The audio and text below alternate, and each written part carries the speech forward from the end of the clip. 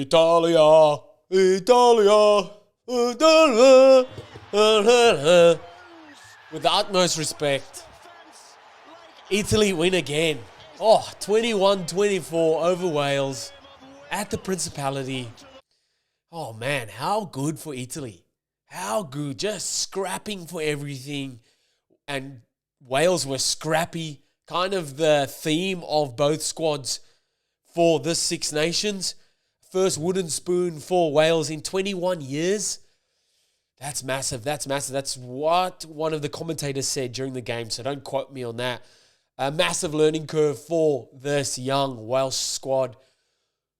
I do believe that in 4 or 5 years' time, we will look back on this, the Welsh squad will look back on this and just smile like we had to go through that to be where we are now.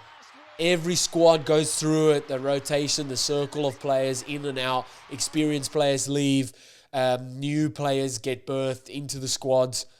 Like, it's tough, man, and these younger players you have to go through. Everyone goes through these learning curves. Everyone gets it. And every nation has it. Think of how many players Wales have had to Wales have retired the past 2 or 3 years. Massive players. Halfpenny, George North, Alan Wynne-Jones, Bigger. Like, that's 4, and I probably missed 4 or 5 there. Tuparik as well. That's 5. That's a third of your starting lineup. That's a lot of players, man. That's a lot of caps. There's over these freaking 500 caps there. It's a lot of experience just gone. Wales will be better for this. Might not seem like it now, but down the track, 100% will be better for it. And they've got the making. They've got the shell. They've got half the shell of what can be a really good squad moving forward. I'll stick on Italy. Oh man, how good. The improvement of this Italian side has been unreal. This is probably, I think, been their best ever finish for a Six Nations. So 2 wins, 1 draw. How good. They should have won that bloody draw. How good. This is unreal for Italy. Like, to see the growth of their under-20 squad as well. There's for the next 10, 15 years, this sets up this Italian squad. Man, so good for rugby. All those haters that wanted the Italians out of the Six Nations, shh. Man, this squad has done such good things for Italy or Italian rugby, and it's great. It's great to see. On the attack, let's get into the game. When they decided to run the ball, they found space nicely.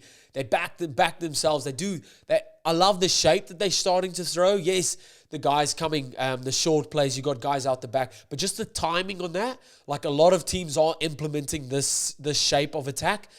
But to get the timing on it is the most important thing. You can't be too flat because then you're not an option. You can't be too deep because then the ball carrier is like, fuck, you got 2 guys standing in the same line.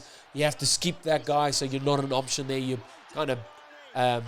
You're blocking out 2 options, so you're not an option, like the dummy runner, and then the runner out the back is not an option.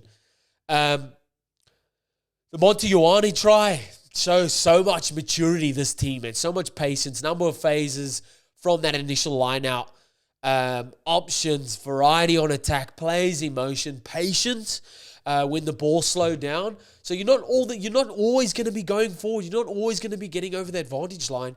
But the good teams know, like, that's okay. We can consolidate here, maybe hit a few forwards off the 9, and then when that space opens up to play, and Ioane goes over untouched. How? That's beautiful. It's beautiful to watch. Italy 4, 5, 6, 7 years ago, this wasn't happening.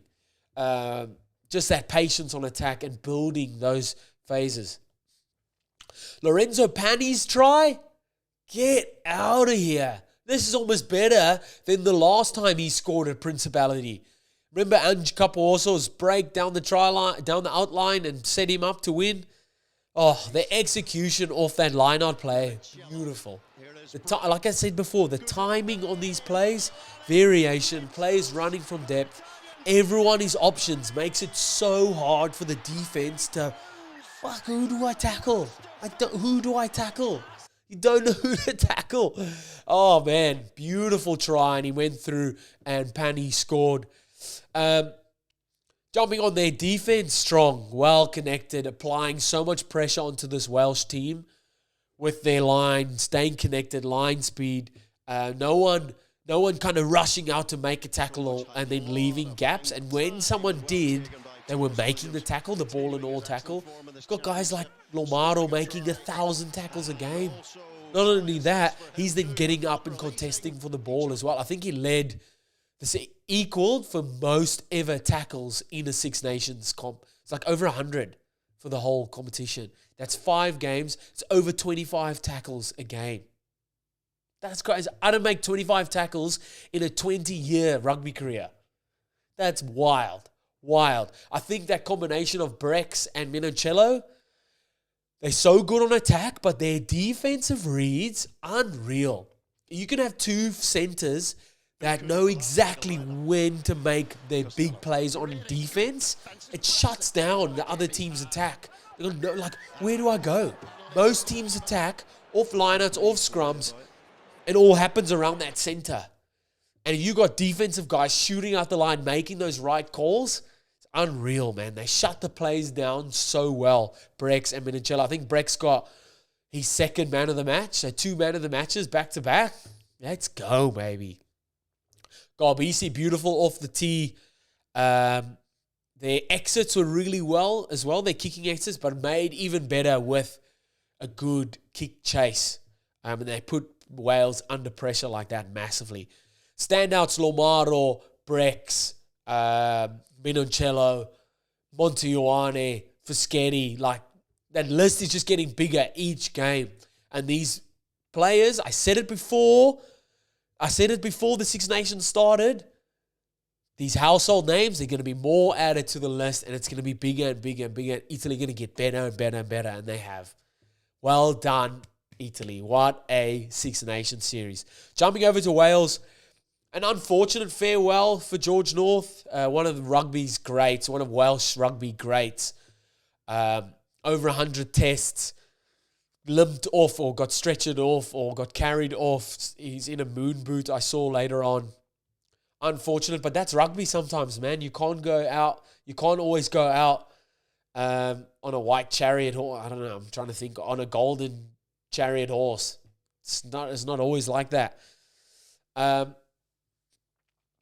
the attack, not giving the ball carrier much options. Like I might sound like a stuck record because this Welsh, it is a young, inexperienced side, but no depth in their attack, very rushing themselves on attacks, so not giving the ball carrier many options.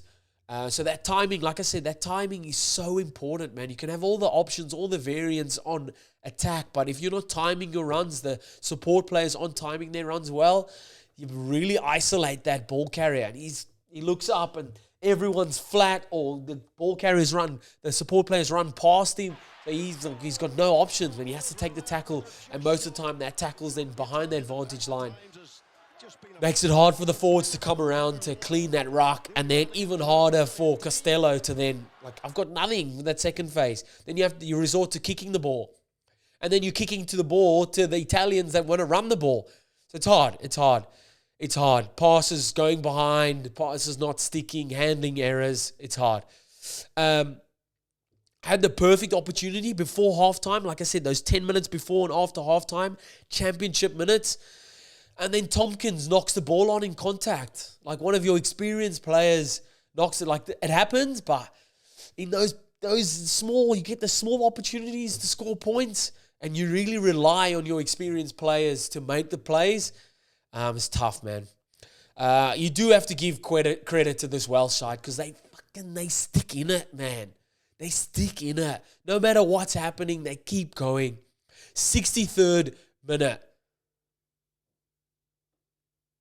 The first points come for them. It was 0 until then. First points come to them. It's almost like a light bulb went off and they're like, we can play a bit of rugby. They chance their arm a bit, throw the ball around, and score points, score the try. Regardless of the wooden spoon, I think And I think most Wales fans know, man. And that's why they were still cheering for them. Because this team is just never give up. It's just always, we're just grinding, we're grinding. And like that many players, opposition players have said, like, Wales never give up. And that's why you could see at the 63rd minute that the Welsh supporters were still going crazy for their team because they know it's a rebuilding phase, a young squad, but the squad still shows that grit, that determination, that willingness never to give up. And that's things you can't coach. It's very hard to coach. That's why I say they do have the shell to make a strong squad going forward. I mean, you have to build. This is a build. It's a great base to work from, and it only weighs up from here. You can't get worse than the wooden spoon. All right? And that's it, man. That's it. Wales, there's shining lights here. They have a young squad. Like Cam Winnett, massive standout. Tommy Rafell, massive standout. Those two would be I might still do a team of the Six Nations. They're definitely in my teams of the Six Nations. Standouts. Tommy Rafell, leader in turnovers won. And I'm pretty sure Cam Winnett was still at the top of meters run or gained with ball in hand. Unreal. Not all hope is lost, Welsh fans. I know you know that as well. Be unreal. Be the tests against Australia coming up this year. That'll be massive. Can't wait for that. Let me know what you thought of this game, of the squads, of this Welsh squad going forward, of the teams going forward. I can't wait, man. And I'll see you next time. Bye.